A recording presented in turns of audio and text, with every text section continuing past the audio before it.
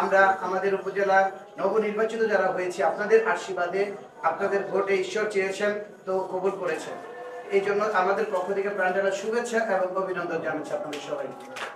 এবং আমি ইতিমধ্যেই আমি জানি না, আমি সবার প্রার্থীর মধ্যে সকল প্রার্থীর মধ্যে বয়সে কনিষ্ঠ ছিলাম। আমি কর্মা থেকে শুরু জসিন্দা পর্যন্ত প্রত্যেকটা অষ্টকালীন মহাযজ্ঞ থেকে শুরু করে, কীর্তন থেকে শুরু করে, একনাম থেকে শুরু করে প্রত্যেকটা অনুষ্ঠানে এবং দাঁড়ে দাঁড়িয়ে যাইতে পেরেছি। আমার পিসি মাসি সকলের সাথে, আমার ঠাকুরদা ঠাকুমা যারা আছেন সকলে আমাকে অনেক আশীর্বাদ করেছেন। আপনাদের আশীর্বাদের কারণে আল্লাহ তাআলা আমাকে কবুল করেছেন, ঈশ্বর আমাকে অনেক দিয়েছেন। আপনাদের কাছে আমি অনেক চিরঋণী এবং কৃতজ্ঞ। তো আমি মনে করব এমন একটি পরিষদ পেয়েছেন, তো আমি আমাকে নিয়ে বলতে চাচ্ছি না, আমি বলতে চাচ্ছি যাকে কেন্দ্র করে আপনাদের মাঝে ঈশ্বর দিয়েছেন, যিনি হচ্ছেন ডিএম শোয়েব ভাই। তাকে আমি বিগত দিন থেকেই চিনি। তার রাজনীতির মধ্যে স্বচ্ছতা আছে, তার ব্যবসা বাণিজ্যের মধ্যে স্বচ্ছতা আছে। যদি সবাই একটু চার্টার আপনাদের আপনাদের মোবাইল দিতে চাই কারণ যারা চেয়ারম্যান হিসাবে আপনারা কখনোই হীনমন্যতায় ভুগবেন না এবং কখনোই মনে করবেন না যে আপনার এখানে কোনো ডিসক্রিমিনেশন আপনাদের মধ্যে থাকবে।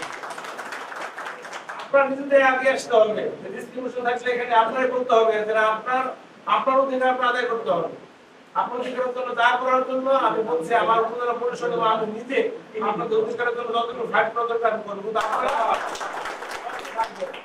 আপনারা সব থাকবেন, আপনারা বলিশ থাকবেন। আপনাদের এখানে কোনো মানে হীনমন্যতা ভোগার কোনো প্রশ্নই ওঠে নাই বলে দিলাম আমার আপনাকে।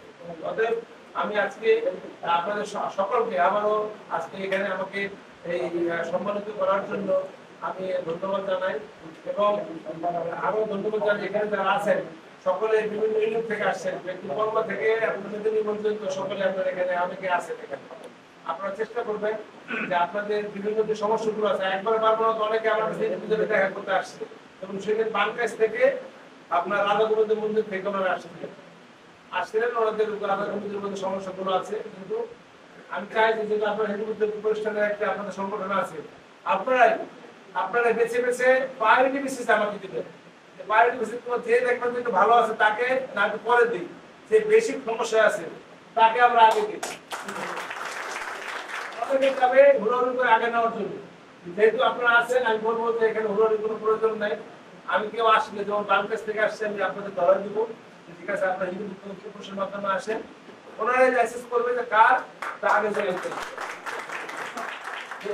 সকলে ভালো থাকবেন, সুস্থ থাকবেন এবং আমার জন্য আশীর্বাদ করবেন যাতে আপনারা যে প্রত্যাশা নিয়ে আশা নিয়ে যে কি বলবো যে ভরসা নিয়ে আমাকে ভোট দিয়েছেন সেই যাতে আশা ভরসা এবং আপনাদের প্রত্যাশা পূরণ করতে পারি সেটা আমার জন্য আশীর্বাদ করবেন এবং আমি 5টি বছর যাতে আমি সুস্থ থাকি এবং আপনাদের সকলকে সেবা প্রদান করতে পারি সেই জন্য আমি মহান সৃষ্টিকর্তার কাছে আমি চাচ্ছি এবং আপনাদের কাছে আমি সহযোগিতা চাচ্ছি।